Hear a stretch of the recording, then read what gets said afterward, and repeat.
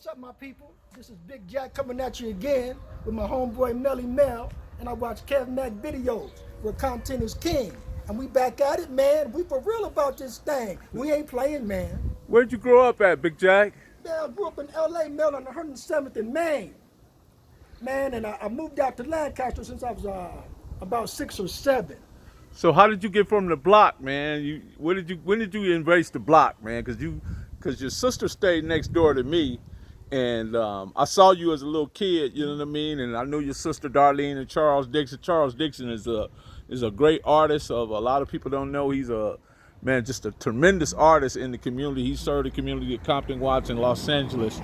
But speak to that, Jacc, when you first embraced the block. Well, Mel, when I was on the block, I was about 10 years old. I was on the block, man, and man, I just saw that real crippin', man. I was watching you cats like Gangster, Gertz, the Twins, Turtle, all the homies, all the real cats from the block, man, and I seen that real crippin'. So I was just a little cat, but I was watching you guys and I was taking it in. And I was like, man, them cats is really serious about that crippin'. And Mel, I was like, okay, I'm over here. And I'm like, I know what's happening in the streets at a young age because I was taking it in because I'm not ignorant of my surroundings, never have been. So I'm taking it in my surroundings and I was like, well, sooner or later these cats gonna hit me up, so I gotta make a choice. And my choice was like, well, this Santana block. I'm right here. I'm right here. I didn't need nobody to justify it. My sister lived right here on the block. So I'm like, this Santana block because they gonna hit me up. And that's what it is. So my nephew Kevlo, who's a year younger than me, I knew that it was just a matter of time that he was gonna rep the block. But I was repping the block before him. And like I said, that was my choice. And it was the wrong choice at the time, now I see. But the conditions that I was in, I had to rep that. Right, because right. my grandmother, she lived on 118th and Wadsworth, in the Watts and Compton borderline. And that was Miller Gangster Bloods when I was coming up.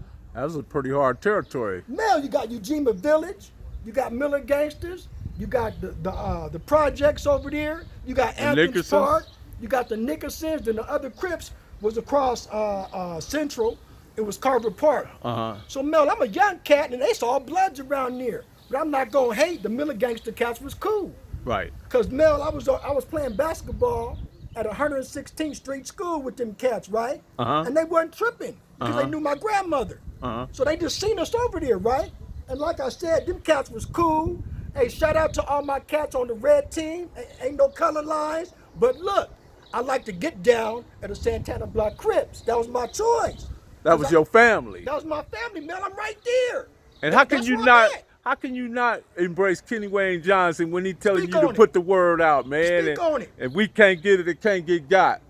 You know what Turtle used to say, and excuse my French, man, but he used to say hard digging dynamite. That's oh, right. we don't That's fuck, right. we That's blow right. up. And That's I know right. you a pastor I today, know and it. I'm not gonna ask you to say that, but I'm gonna say it for you. But Jacc, to summarize everything, you know, as you watch Turtle, you watch Gangster, you watch myself, you watch Gertz, you got Mondo, and countless other homies like my brother Ange, my brother Age, Yes, sir. and my little brother BK. You know what I mean? You got Bebop. All of You know what I mean? You got Jacc off sleeve. Oh, throw the homie Phil in, Philip You got Harper. you got to throw We Phil in was out there. there at AB High School representing, putting it down in Yeah, Lancaster. Yeah. We originals. Don't get it twisted. So you got all these different personalities, individuals, but it was you at the end of the day. You decided after spending many years in that space, you decided to become a pastor. So what turned you to the pastoralship? What happened, Mel, was deep in my spirit, I knew that God was real.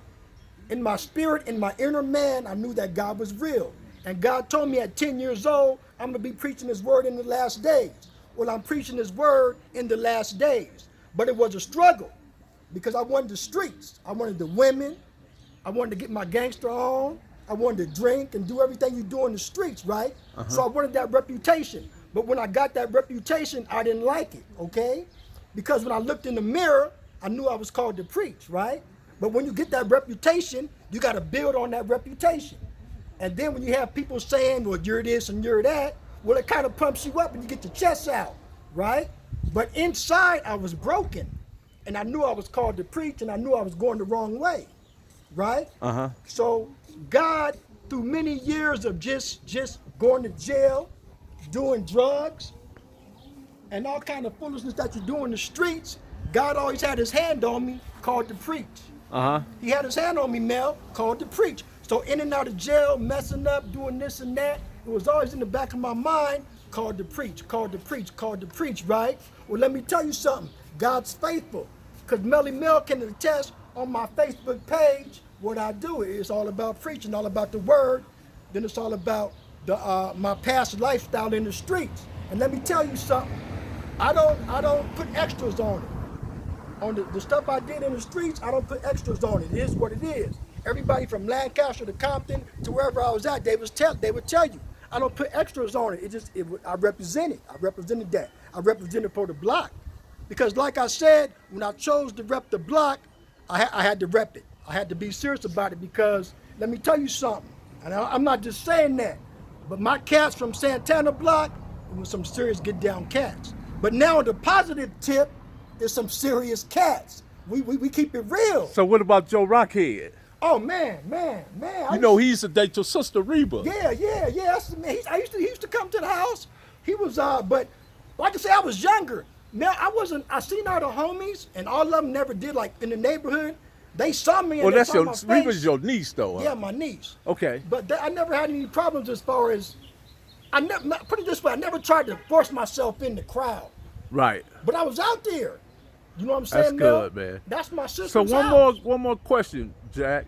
What you see is the biggest problems facing the youth today when it comes to being part of this tribal communities or being part of the gang bang? What do you see as the biggest problem they face today?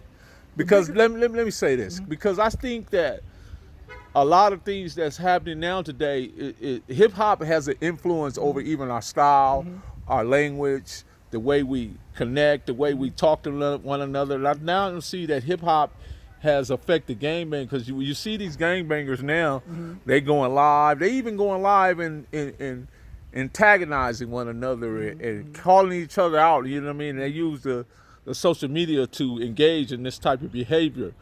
What's your thoughts on that? The biggest thing I see, Mel, is it's lack of respect, and it's cats like us, our age, Mel. We got to lead them in the right direction, not in a boastful, prideful way that we're better than, but we have to tell them that, look, what we did was wrong. It was wrong, totally wrong, right? And we have to tell them just to be about the positive. Whatever you want to do, keep it positive. But we have to respect that it's going to be hard for them to take it in like it was hard for us, to listen to our elders, right? But we have to continue to just instill in them that, look, if you're going to be real about it, just be real about it. I messed up right there, man. That's all right, Pastor Jacc. Once again, we got Pastor Jacc here. Remember to like, subscribe, and share this video because it's important that this content is get out. And once again, it's Melly Mel, Professor Melly Mel Next Level, and this content is king, and we're out.